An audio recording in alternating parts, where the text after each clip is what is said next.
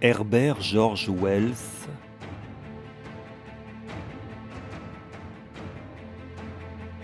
La machine à explorer le temps.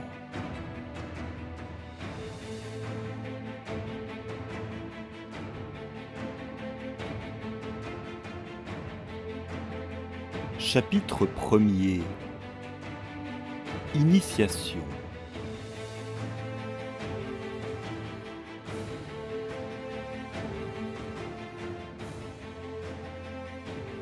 L'explorateur du temps, car c'est ainsi que, pour plus de commodité, nous l'appellerons, nous exposait un mystérieux problème. Ses yeux gris et vifs étincelaient, et son visage, habituellement pâle, était rouge et animé. Dans la cheminée, la flamme brûlait joyeusement, et la lumière douce des lampes à incandescence, en forme de lys d'argent, se reflétait dans les bulles qui montaient brillantes dans nos verres. Nos fauteuils, dessinés d'après ces modèles, nous embrassaient et nous caressaient au lieu de se soumettre à regret à l'océan. Il régnait cette voluptueuse atmosphère d'après-dîner où les pensées vagabondaient gracieusement, libres des entraves de la précision. Et il nous expliqua la chose de cette façon, insistant sur certains points avec son index maigre, tandis que, renversés dans nos fauteuils, nous admirions son ardeur et son abondance d'idées pour soutenir ce que nous croyions alors un de ces nouveaux paradoxes. Suivez-moi bien, il va me falloir discuter une ou deux idées qui sont universellement acceptées.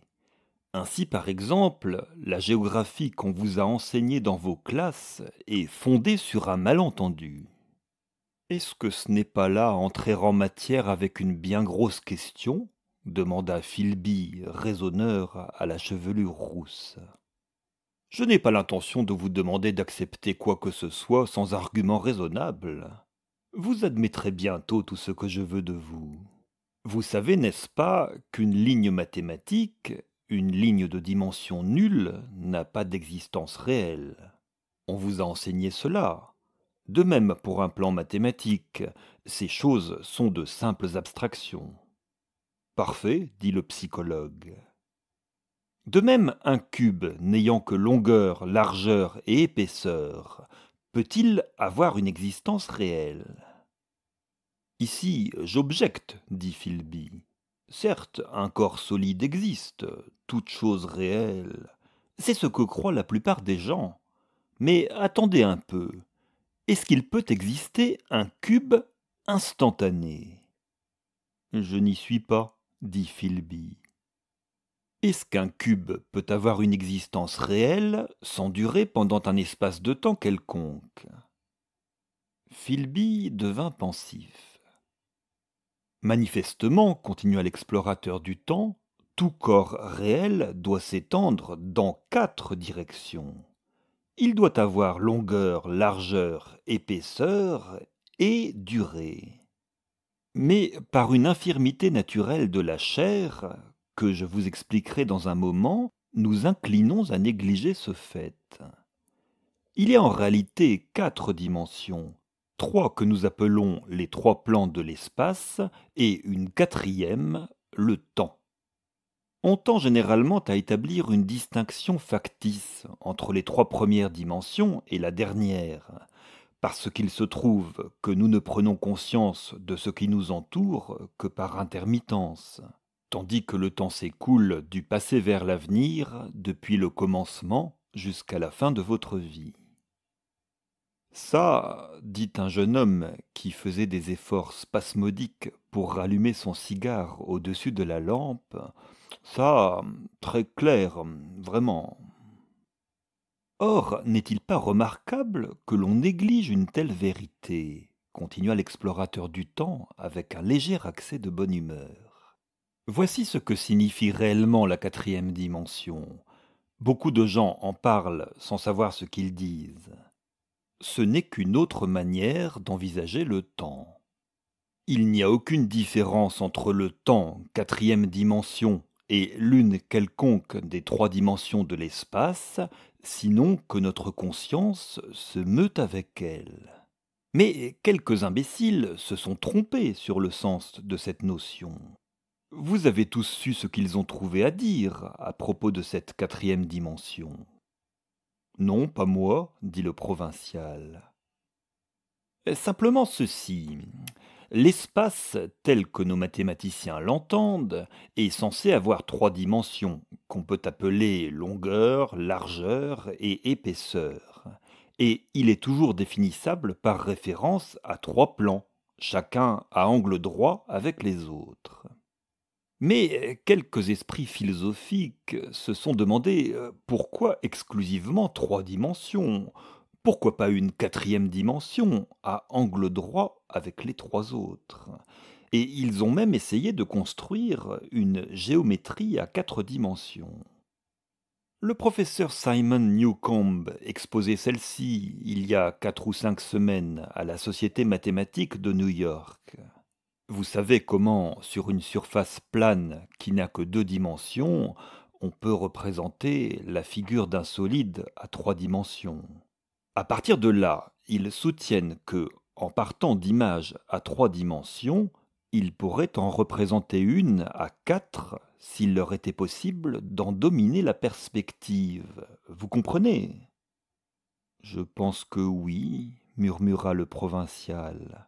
Et, fronçant les sourcils, il se perdit dans des réflexions secrètes, ses lèvres s'agitant comme celles de quelqu'un qui répète des versets magiques. Oui, je crois que j'y suis maintenant, dit-il au bout d'un moment, et sa figure s'éclaira un instant. Bien, je n'ai pas de raison de vous cacher que, depuis un certain temps, je me suis occupé de cette géométrie des quatre dimensions. J'ai obtenu quelques résultats curieux. Par exemple, voici une série de portraits de la même personne à 8 ans, à 15 ans, à 17 ans, un autre à 23 ans, et ainsi de suite. Ils sont évidemment les sections, pour ainsi dire, les représentations sous trois dimensions d'un être à quatre dimensions qui est fixe et inaltérable. Les hommes de science, continua l'explorateur du temps, après nous avoir laissé le loisir d'assimiler ces derniers mots, savent parfaitement que le temps n'est qu'une sorte d'espace. Voici un diagramme scientifique bien connu. Cette ligne que suit mon doigt indique les mouvements du baromètre.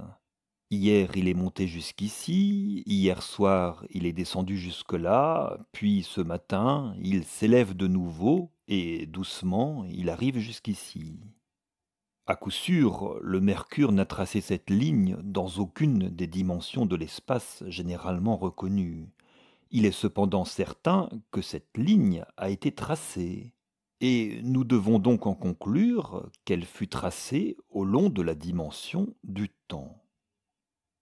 Mais, dit le docteur en regardant fixement brûler la houille, si le temps n'est réellement qu'une quatrième dimension de l'espace, pourquoi l'a-t-on considéré, et le considère-t-on encore, comme différent? Et pourquoi ne pouvons-nous pas nous mouvoir çà et là dans le temps, comme nous nous mouvons çà et là dans les autres dimensions de l'espace? L'explorateur du temps sourit. Êtes-vous bien sûr que nous pouvons nous mouvoir librement dans l'espace? Nous pouvons aller à gauche et à droite, en avant et en arrière, assez librement, et on l'a toujours fait. J'admets que nous nous mouvons librement dans deux dimensions. Mais que direz-vous des mouvements de haut en bas et de bas en haut? Il semble qu'alors la gravitation nous limite singulièrement. Pas précisément, dit le docteur, il y a les ballons. Mais avant les ballons, et si l'on accepte les bonds spasmodiques et les inégalités de surface, l'homme est tout à fait incapable du mouvement vertical. Toutefois, il peut se mouvoir quelque peu de haut en bas et de bas en haut. Plus facilement, beaucoup plus facilement, de haut en bas que de bas en haut. Et vous ne pouvez nullement vous mouvoir dans le temps. Il vous est impossible de vous éloigner du moment présent. Mon cher ami, c'est là justement ce qui vous trompe. C'est là justement que le monde entier est dans l'erreur. Nous nous éloignons incessamment du moment présent. Nos existences mentales, qui sont immatérielles et n'ont pas de dimension, se déroulent au long de la dimension du temps avec une vélocité uniforme, du berceau jusqu'à la tombe, de la même façon que nous voyagerions vers le bas si nous commencions nos existences 50 kilomètres au-dessus de la surface de la Terre. Mais la grande difficulté est celle-ci, interrompit le psychologue. Vous pouvez aller de ci, de là, dans toutes les directions de l'espace, mais vous ne pouvez aller de ci, de là, dans le temps. C'est là justement le germe de ma grande découverte. Mais vous avez tort de dire que nous ne pouvons pas nous mouvoir dans tous les sens du temps. Par exemple, si je me rappelle très vivement quelque incident, je retourne au moment où il s'est produit. Je suis distrait, j'ai l'esprit absent, comme vous dites. Je fais un saut en arrière pendant un moment. Naturellement, nous n'avons pas la faculté de demeurer en arrière pour une longueur indéfinie de temps, pas plus qu'un sauvage ou un animal ne peut se maintenir à 2 mètres en l'air. Mais l'homme civilisé est à cet égard mieux pourvu que le sauvage. Il peut s'élever dans un ballon en dépit de la gravitation, et pourquoi ne pourrait-il espérer que finalement il lui serait permis d'arrêter ou d'accélérer son impulsion au long de la dimension du temps, ou même de se retourner et de voyager dans l'autre sens? Oh, ça par exemple, commença Philby, c'est... Pourquoi pas? Demanda l'explorateur du temps. C'est contre la raison, acheva Philby. Quelle raison? Dit l'explorateur du temps. Vous pouvez par toutes sortes d'arguments démontrer que le blanc est noir et que le noir est blanc, dit Philby, mais vous ne me convaincrez jamais. Peut-être bien, dit l'explorateur du temps, mais vous commencez à voir maintenant quel fut l'objet de mes investigations dans la géométrie des 4 dimensions. Il y a longtemps que j'avais une vague idée d'une machine. Pour voyager à travers le temps, s'exclama le très jeune homme, qui voyagera indifféremment dans toutes les directions de l'espace et du temps, au gré de celui qui la dirige. Philby se contenta de rire. Mais j'en ai la vérification expérimentale, dit l'explorateur du temps. Voilà qui serait fameusement commode pour un historien, suggéra le psychologue. On pourrait retourner en arrière et vérifier par exemple les récits qu'on nous donne de la bataille de Hastings. Ne pensez-vous pas que vous attireriez l'attention, dit le médecin. Nos ancêtres ne toléraient guère l'anachronisme. On pourrait apprendre le grec des lèvres même d'Homère et de Platon, pensa le très jeune homme. Dans ce cas, il vous ferait coller certainement à votre premier examen. Les savants allemands ont tellement perfectionné le grec. C'est là qu'est l'avenir, dit le très jeune homme. Pensez donc, on pourrait placer tout son argent, le laisser s'accumuler à intérêts composés et se lancer en avant. À la découverte d'une société édifiée sur une base strictement communiste, dis-je. De toutes les théories extravagantes ou fantaisistes, commença le psychologue. Oui, c'est ce qu'il me semblait. Aussi, je n'en ai jamais parlé jusqu'à... La vérification expérimentale, m'écriai-je. Allez-vous vraiment vérifier cela?